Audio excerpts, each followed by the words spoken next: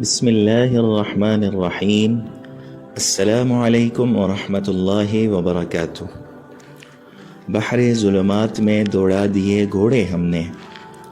ناظرین کرام، جب حضرت سعد بن ابی وقاص رضی اللہ عنہ نے بحر سیر نامی شہر کو فتح کر لیا اور اس میں پڑاؤ ڈال دیا تو مجاہدین نے کشتیاں تلاش کیں تاکہ وہ لوگ دریائے دجلہ پار کر کے دور والے شہر جا سکیں اور اسے فتح کر سکیں، لیکن انہیں کوئی کشتی نہ مل سکی کیونکہ ایرانی لوگ تمام کشتیاں سمیٹ کر وہاں لے جا چکے تھے۔ چنانچہ مسلمان سفر کے مہینے کے کئی دن بحر سیر میں ٹھہرے رہے اور حضرت سعد رضی اللہ عنہ کے سامنے اس بات کا اظہار کرتے رہے کہ کشتیوں کے بغیر ہی دریا پار کر لیا جائے، لیکن شفقت کی وجہ سے وہ مسلمانوں کو ایسا نہیں کرنے دیتے تھے۔ پھر وہاں کے کچھ عجمی کافروں نے آ کر انہیں دریا پار کرنے کے لیے وہ گھاٹ بتایا جو وادی کی سخت جگہ تک پہنچا دیتا تھا، لیکن حضرت سعد رضی اللہ عنہ تردد میں پڑ گئے اور اس گھاٹ سے گزر کر جانے سے انکار کر دیا۔ اتنے میں دریا کا پانی چڑھ گیا۔ پھر حضرت سعد رضی اللہ عنہ نے خواب دیکھا کہ دریا میں پانی بہت زیادہ چڑھا ہوا ہے، لیکن مسلمانوں کے گھوڑے دریا میں گھسے ہوئے ہیں اور پار ہو گئے ہیں۔ اس خواب کو دیکھ کر انہوں نے دریا پار کرنے کا پختہ ارادہ کر لیا اور لوگوں کو جمع کر کے بیان کیا اور اللہ تعالیٰ کی حمد و ثنا کے بعد فرمایا، تمہارا دشمن اس دریا کی وجہ سے تم سے محفوظ ہو گیا ہے، تم لوگ ان تک نہیں پہنچ سکتے، لیکن وہ لوگ جب چاہیں کشتیوں میں بیٹھ کر تم پر حملہ آور ہو سکتے ہیں۔ تمہارے پیچھے ایسی کوئی چیز نہیں ہے جس سے تم پر حملہ کا خطرہ ہو۔ میں نے پکا ارادہ کر لیا ہے کہ دریا پار کر کے دشمن پر حملہ کیا جائے۔ تمام مسلمانوں نے بیک زبان ہو کر کہا، آپ ضرور ایسا کریں، اللہ تعالی ہمیں اور آپ کو ہدایت پر قائم رکھے۔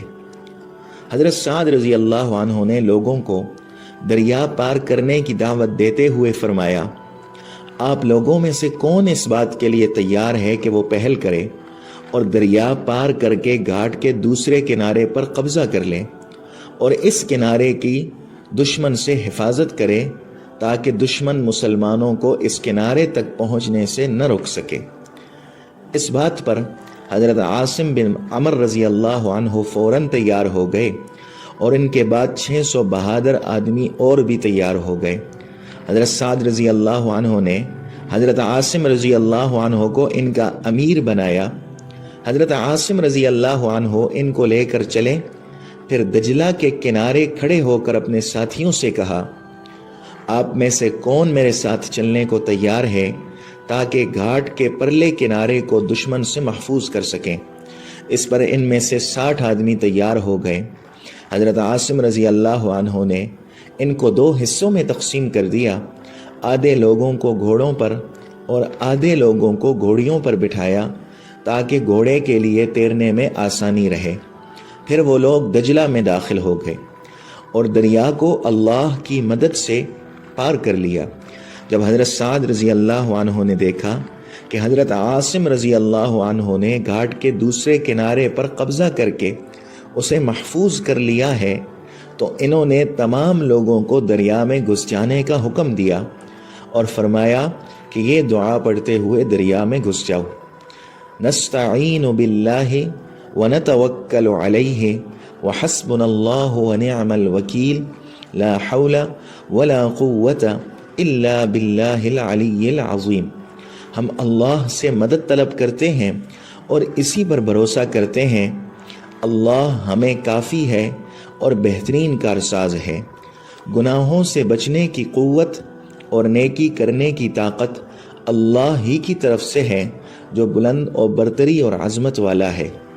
لشکر کے اکثر لوگ ایک دوسرے کے پیچھے چلنے لگے اور گہرے پانی پر بھی چلتے رہے، حالانکہ دریائے دجلہ بہت جوش میں تھا اور بہت زیادہ جھاگ پھینک رہا تھا اور ریت اور مٹی کی وجہ سے اس کا رنگ سیاہ ہو رہا تھا اور لوگوں کی 2 کی جوڑیاں بنی ہوئی تھیں اور وہ لوگ دریا پار کرتے ہوئے آپس میں یوں باتیں کر رہے تھے جس طرح زمین پر چلتے ہوئے لوگ باتیں کیا کرتے ہیں۔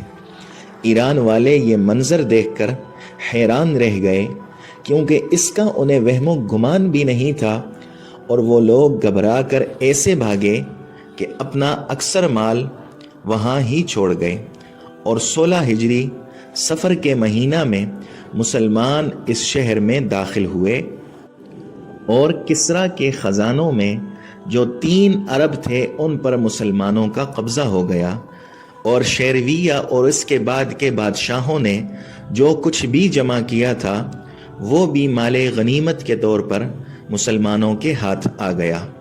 اسی لیے تو کہتے ہیں دشت تو دشت ہیں، صحرا بھی نہ چھوڑے ہم نے، بحر ظلمات میں دوڑا دیے گھوڑے ہم نے۔ اگر آپ کو یہ اسلامی اور تاریخی معلوماتی ویڈیو پسند آئی ہو تو آپ اس ویڈیو کو ضرور لائک اور شیئر کیجئے، اور اگر ابھی تک آپ نے ہمارے چینل کو سبسکرائب نہیں کیا تو فوراً سے ہمارے چینل کو بھی سبسکرائب کر لیجئے، تاکہ آپ تک مزید اس قسم کی معلوماتی ویڈیوز پہنچتی رہیں۔ جہاں بھی رہیں اپنا خیال رکھیں، اگلی ویڈیو کا انتظار کیجئے۔ اللہ حافظ۔